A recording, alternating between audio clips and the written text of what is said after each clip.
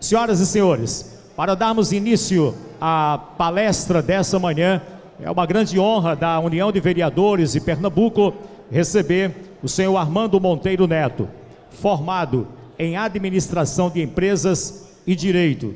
Foi presidente da Federação Nacional das Indústrias do Estado de Pernambuco, a FIEP, e da Confederação Nacional da Indústria, a CNI. Foi eleito para o primeiro mandato como deputado federal em 1998 e reeleito para as legislaturas de 2002 e 2006. Em 2010, foi eleito senador por Pernambuco pelo PTB, sendo o mais votado em todo o estado. Armando Monteiro foi ministro do Desenvolvimento, Indústria e Comércio Exterior entre janeiro de 2015 e maio de 2016. Vamos aplaudir e receber com carinho o palestrante da manhã, o senador Armando Monteiro. Bom, companheiros, eu quero mais uma vez saudar a todos e fazer aqui um reparo, porque eu não estendi a minha saudação aos servidores das câmaras municipais e das prefeituras que também participam desse encontro. Por isso, eu gostaria de saudar a todos os representantes dos servidores das câmaras municipais e das prefeituras de Pernambuco. Meus amigos, esse tema da PEC 241, que no Senado tem o número 55, vocês sabem que essa PEC já foi votada na Câmara em 2 turnos e agora será votada possivelmente na próxima semana em 1º turno no Senado Federal. É importante colocar essa discussão no contexto dela. Não adianta a gente falar de um tema sem contextualizá-lo. Por que é que se está discutindo no Brasil uma PEC, ou seja, uma proposta de emenda constitucional, definindo um critério para controlar gastos durante 20 anos, com uma possibilidade que consta no projeto de, depois de 10 anos, rever os critérios? Por que é que nós estamos colocando esse tema em discussão na agenda do país? Por que nós estamos discutindo uma proposta para controlar o gasto público? Nós estamos fazendo isso porque o Brasil está imerso numa crise econômica gravíssima, que nós não desconhecemos. Basta ver a estatística do desemprego no Brasil, 13 milhões de desempregados. E há quem diga que o desemprego poderá ainda crescer antes que se inicie um processo mais vigoroso de recuperação da economia brasileira. E por que é que nós estamos vivendo, por assim dizer, um período de grave estagnação? Porque, ao longo do tempo, por vários fatores, a economia brasileira foi perdendo impulso, foi perdendo força, vários fatores contribuíram, mas nenhum analista econômico, seja ele de que tendência for, de que partido for, não deixa de reconhecer que um dos fatores que produziram esse desequilíbrio na economia brasileira foi o aumento, o grande aumento que vem ocorrendo há 2 décadas no Brasil do gasto público. Ou seja, o gasto está crescendo a uma velocidade maior do que o próprio crescimento da economia. E nos últimos anos há uma velocidade bem maior do que o crescimento da receita pública. Ora, quando isso acontece, nós passamos a ter déficit. Fecha o ano, faz a conta da receita, a conta da despesa e a conta não fecha. O ano passado tivemos um déficit importante e esse ano a projeção é que esse déficit vai alcançar 170 bilhões de reais. Quando isso acontece, como é que a gente financia o déficit? Se a receita é menor do que a despesa, como é que a gente cobre o buraco? A gente cobre o buraco de 2 formas. Ou deixando uma parte da despesa sem pagar, são os famosos restos a pagar, e nós temos um saldo de 100 e tantos bilhões de restos a pagar, que se acumularam, ou então aumentando a dívida pública, ou seja, emitindo títulos públicos que os agentes privados compram os títulos públicos, as pessoas físicas que têm alguma sobra de recursos compram títulos públicos para financiar o Tesouro Nacional e, dessa forma, poder cobrir o buraco, como se diz. Muito bem. Acontece que, como nós temos um processo de déficit crescente, a dívida pública está crescendo. Ela era 52% do produto, agora já está indo para 70%, e se a gente não segurar, dentro de pouco tempo, a dívida pública vai alcançar 100% do PIB. E o que é grave, como a taxa de juros no Brasil é muito alta, nós vamos financiar essa dívida pública com taxas de juros muito elevadas. E por que as taxas de juros são muito elevadas? Porque quanto mais o Estado brasileiro precise se financiar, ou seja, vá ao mercado para pegar dinheiro para tapar o seu buraco, quanto mais isso aconteça, mais você pressiona a taxa de juros para cima. Como é que se pôde resolver isso ao longo do tempo, já que eu disse que esse desequilíbrio vem se evidenciando há quase 20 anos? O que aconteceu é que, no passado, a gente resolvia o problema com a inflação. A inflação terminava resolvendo o problema. Por quê?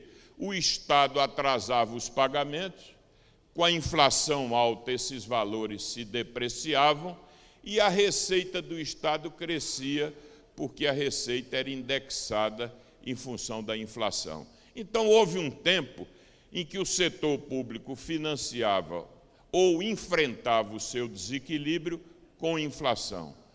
A partir de 1994, com a estabilização da economia, como é que nós conseguimos resolver esse problema? Aumentando a carga tributária. Em 1994, nós tínhamos uma carga de impostos que correspondia a 25% do PIB. E depois de 8, 10 anos, essa carga foi para 35% do PIB. O que é que representa isso? Representa mais ou menos 500 bilhões de reais que foram extraídos da sociedade. A sociedade foi obrigada a contribuir com mais 500 bilhões para poder financiar o crescimento do gasto público. Então, a pergunta que eu faço a vocês é o seguinte: será que agora, olhando para frente, o Brasil pode novamente resolver o seu problema com a inflação? Eu acho que nenhum de nós deseja trazer a inflação de volta. E por que é que a inflação poderia voltar? Quando eu digo a inflação, é a inflação no nível alto, porque nós ainda temos inflação, mas é a inflação fora de controle. Por que é que isso pode acontecer? Isso pode acontecer porque na hora que aquele brasileiro que está comprando o título público para financiar a dívida, na hora que ele tiver medo de comprar o título público, que ele possa dizer: rapaz, eu vou comprar esse título, mas eu não sei se o Estado vai me pagar. Quando isso acontecer, o Estado deixa de ter condições de se financiar emitindo títulos, e aí só tem um jeito, é o Estado emitir dinheiro, emitir moeda. Quando isso acontecer, a inflação vai voltar fortemente. Então, o que é que nós precisamos agora? Não dá para trazer a inflação de volta, ou pelo menos não é desejável. Não dá para aumentar mais a carga tributária. Vocês são, antes de tudo, contribuintes, consumidores, são agentes econômicos também. Eu pergunto, a sociedade suporta que a gente aumente mais os impostos, de termos uma carga tributária mais alta do que a que temos hoje? Não. Dessa forma, só resta um caminho.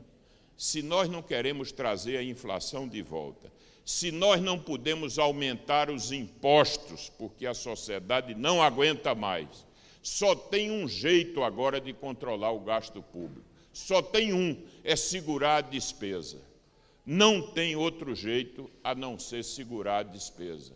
É por isso que essa PEC foi concebida, para que, através de uma garantia constitucional, possa-se, ao longo do tempo, dos próximos 10 ou 20 anos, eu digo 10 ou 20 anos, porque com 10 anos você pode rever, através de projeto de lei, estabelecer uma disciplina para os gastos. O que é que significa isso? Eu considero o nível da despesa que tenho hoje é como se fosse a despesa no orçamento doméstico. Diz, olha, a nossa despesa só pode crescer daqui para frente, de modo a que ao que eu gasto agora se aplique apenas a inflação. Ou seja, eu congelo o gasto em termos reais. E aí, considerando esse horizonte de tempo, na medida em que a economia vai se recuperando, a receita vai crescer mais do que a despesa com essa disciplina. Quando a receita voltar a crescer mais do que a despesa, nós vamos poder começar a reduzir o endividamento, colocar a economia numa perspectiva de controle e, a partir daí, encorajar os agentes econômicos para que eles possam voltar a investir, porque dessa forma a taxa de juros vai cair e você pode inaugurar um ciclo virtuoso na economia brasileira. Trata-se de um remédio amargo, mas nós não temos alternativa. Ou traz a inflação de volta, ou aumenta imposto, ou controla o gasto. E aí, com essa disciplina, fazendo as projeções, em 2024, mais ou menos, o Brasil começa a reduzir de novo a sua dívida e entrar numa trajetória diferente dessa situação atual que nós temos, que é uma trajetória explosiva, insustentável.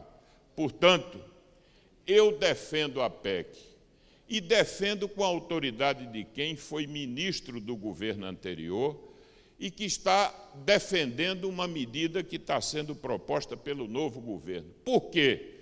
Porque eu reconheço que chegou a hora de pôr um freio no crescimento descontrolado das despesas públicas no Brasil. Ou fazemos isso, ou vamos condenar o nosso país a ser um país que não cresce, e não crescendo, nós vamos ver agravadas as condições sociais do Brasil. O Brasil é um país que só vai resolver os seus problemas se voltar a crescer. Se continuarmos na estagnação, crescendo pouco, ou tendo crescimento negativo, como aconteceu nos próximos 2 anos, aí não tem salvação. Aí não vamos ter dinheiro para a saúde, para a educação, para a infraestrutura, para poder investir, vamos dizer, na capacitação das pessoas. Mas eu quero dizer que nessa PEC, nem todos os gastos e transferências estarão submetidos a essa disciplina.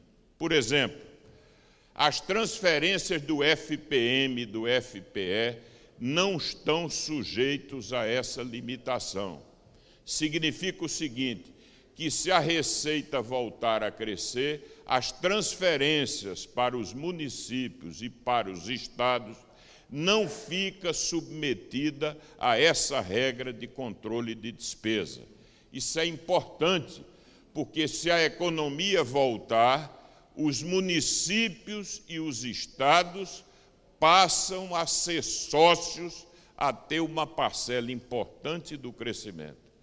Por outro lado, se entendermos nesse teto global dos gastos, que é preciso gastar mais numa área do que em outra, aí sim, na discussão do orçamento no Congresso Nacional, a sociedade vai ter que discutir quais são as prioridades verdadeiramente, porque dentro do teto global eu posso gastar mais numa rubrica e menos na outra.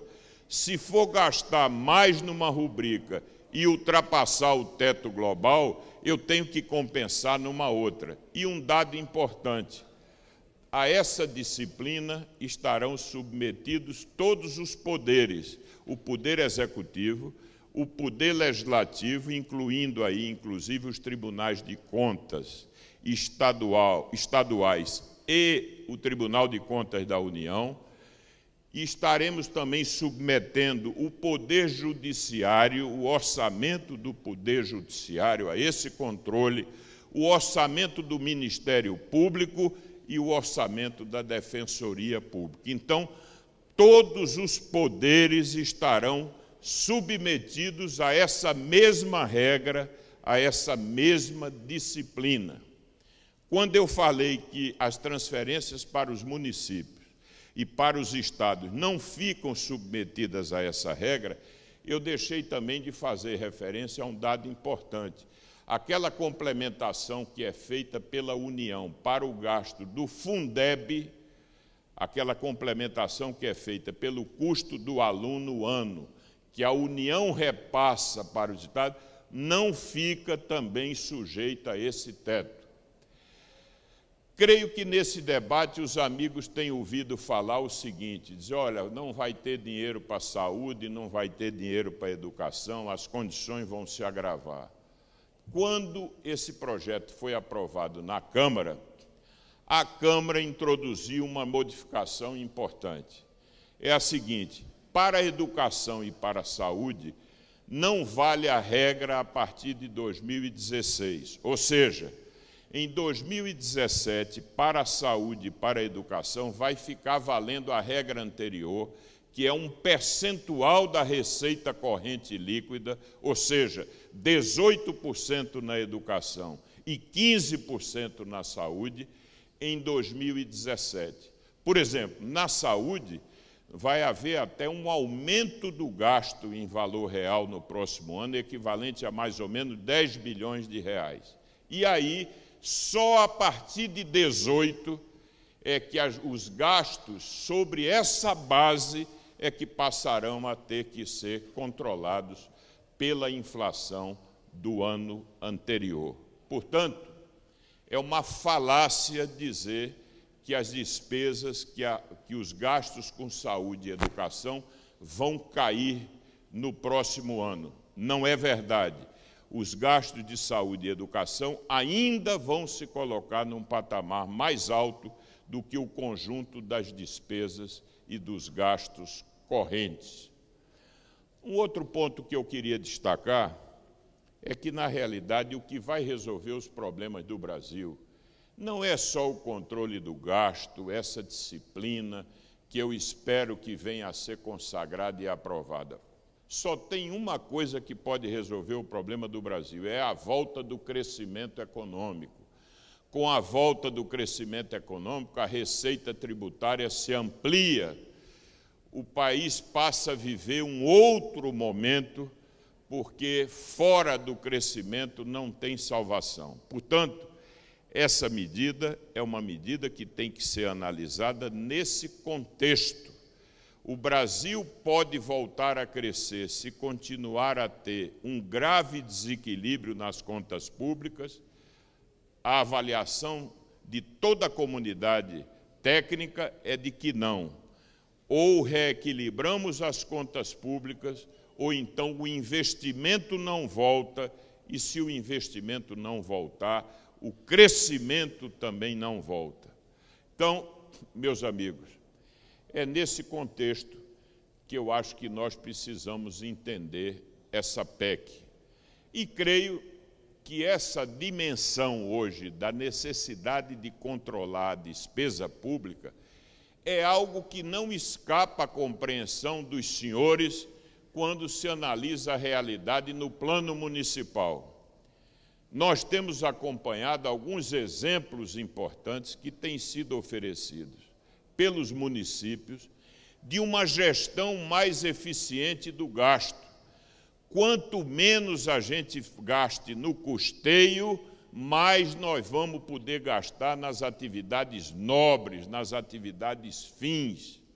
Eu quero, portanto, fazer um registro e uma homenagem a várias câmaras municipais que têm devolvido recursos do orçamento para que os municípios possam, o Poder Executivo Municipal possa, em algumas situações, eu sei que isso não é possível em todos os casos, e sei que há diferenças de município para município, mas a economia que nós fizermos nas atividades meio, isso vai significar o quê? Mais recursos para as áreas essenciais. Então, nós estamos vivendo tempos diferentes no nosso país. O nosso problema não é apenas a corrupção. Nós precisamos ter mais compromisso com a eficiência na aplicação dos recursos. Quando um dos grandes benefícios dessa PEC é que, quando a gente for discutir agora o orçamento, aonde vai colocar mais dinheiro e aonde vai cortar, a sociedade vai começar a discutir o grau de eficácia e de eficiência dos programas. O Brasil criou uma cultura orçamentária errada, que fica reproduzindo programas como se tivesse uma espécie de direito adquirido a ficar reproduzindo eternamente programas cuja eficácia é questionável. A sociedade vai agora querer saber o seguinte: vamos avaliar os programas que estão sendo feitos, está dando resultado para o conjunto da sociedade, ou esses programas só servem a uma meia dúzia de pessoas que se nutrem, que ganham com alguns programas, ainda que eles não se traduzam em benefícios para a sociedade. O que é que tem de bom na austeridade e na escassez? O que tem de bom é que, quando a gente tem uma rédea mais apertada, nós temos melhor condição de identificar o desperdício, porque o desperdício é algo tão nocivo quanto a corrupção. Num país pobre, em que os recursos são limitados, nós não podemos nos dar ao luxo de desperdiçar o dinheiro público. E eu acho que, com essa PEC, nós vamos poder discutir o orçamento com essa visão. O que é importante para a sociedade, o que for, vamos colocar mais dinheiro. O que for menos importante, vamos tirar o dinheiro disso e vamos colocar o dinheiro naquilo que proporciona maiores ganhos ao conjunto da sociedade. Isso é o que se está chamando um novo regime fiscal. O desafio do Brasil não é fazer apenas um ajuste de contas no curto prazo. O desafio do Brasil é construir um novo regime fiscal que torne as contas públicas sustentáveis ao longo do tempo e que se tenha cada vez mais a compreensão que o dinheiro público é um dinheiro que não é o governo que faz. O dinheiro público é extraído da sociedade e essa sociedade cada vez mais quer saber o que se faz com o dinheiro do imposto que se arrecada do conjunto da sociedade. Então, eu quero dizer, ao encerrar aqui, que tenho muita convicção de que a classe política do Brasil, apesar de alguns maus exemplos que estão aí, cuja crônica diária nos aponta, mas eu tenho certeza que a classe política do Brasil está adquirindo uma consciência de que nós estamos vivendo novos tempos, que não há solução mágica, que ninguém vai resolver os problemas do Brasil com truques, com mágicas. Nós só vamos resolver se tivermos a capacidade de maneira responsável, sem demagogia, sem proselitismo, enfrentarmos verdadeiramente os problemas da agenda do país. E eu tenho certeza que a classe política do Brasil, na sua esmagadora maioria, haverá de compreender os desafios desse novo momento. Porque ou nós entendemos esse novo momento do Brasil, ou nós vamos ficar à margem desse processo de construção. E como eu acho que não há construção sem a política, sem a boa política, e não existe política sem políticos, eu tenho certeza que pela política e pela boa política o Brasil vai poder encontrar o novo caminho, que é o caminho do crescimento com justiça social. Muito obrigado a todos.